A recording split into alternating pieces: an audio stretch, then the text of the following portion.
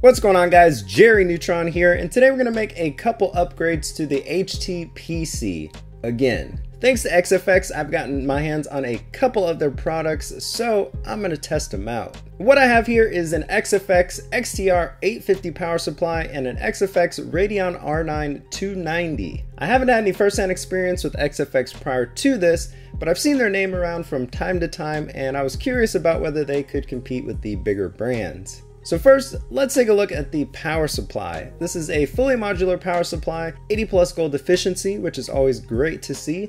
It's got a single massive 12 volt rail, Japanese capacitors, a 135mm fan, which when placed in hybrid mode does not turn on until 25% load or 25 degrees Celsius.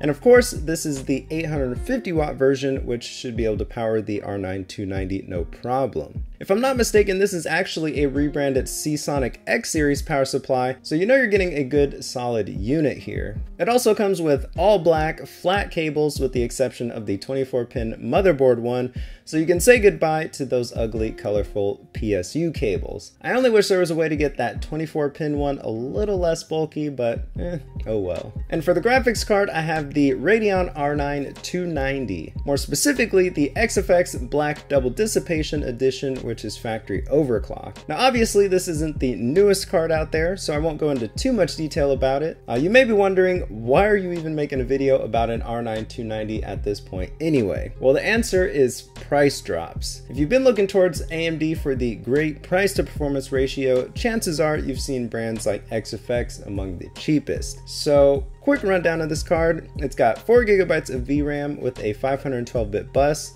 a core clock of 980 MHz, and a memory clock of 1250 MHz. It's also got 2560 stream processors. Physically, the card has a matte black fan shroud covering the dual 90mm fans and an XFX logo on one end which lights up white when powered on. The card is 11.61 inches long and has an 8-pin and 6-pin connector for supplying power. On the I/O side, you get 2 dual-link DVI ports, HDMI 1.4a and DisplayPort 1.2. No backplate on this card, which would be nice, but not a big deal since it's not a flagship card. And yeah, that's pretty much it. So let's go ahead and install this stuff.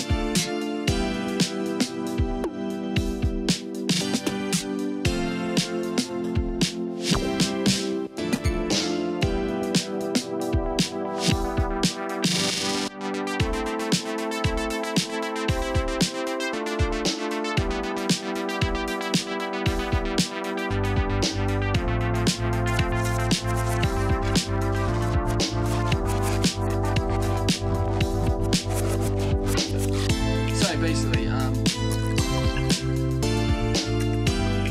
can't believe you've done this.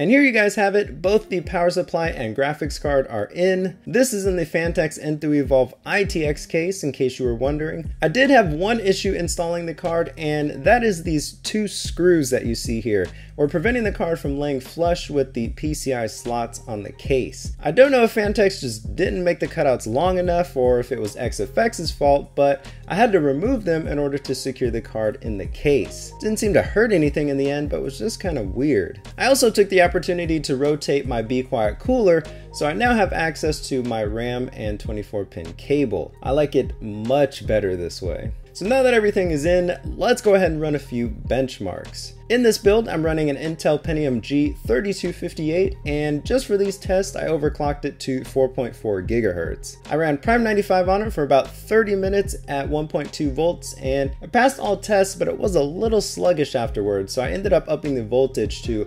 1.225 before I ran any benchmarks.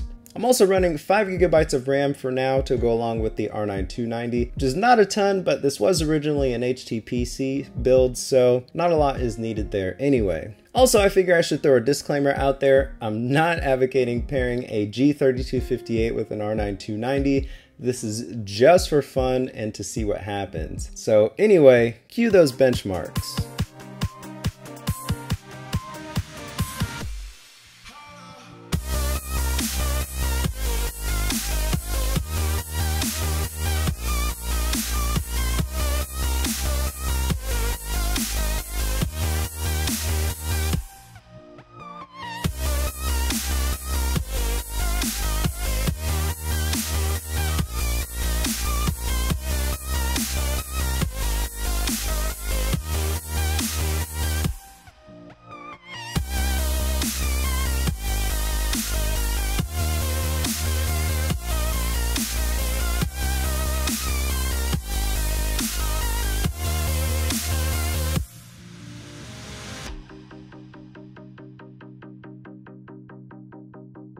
So the R9 290 seems to be performing pretty well. In fact, I've seen a few Valley benchmark scores from people with i5 and GTX 970 setups very close to this, which is crazy. Unfortunately, I had to stop benchmarking for one big reason, and that is temps. In this case, this card was hitting 90 degrees Celsius after maybe 10 to 15 minutes, which was causing the card to throttle. The Sleeping Dogs benchmark is a little lower than it should be because of this. I guess I really didn't account for that when putting this together. Really, in a smaller case like this, you need a reference cooler, something like what you see on the reference R9 290 or a lot of the NVIDIA cards, because exhausting hot air into a small area like this is no good. I don't think any powerful card with this cooler design would do well in this case. So unfortunately, I won't be able to keep it in here, but with adequate airflow, I have no worries that this card will perform well. Probably not as well as, say, a Sapphire Tri-X card,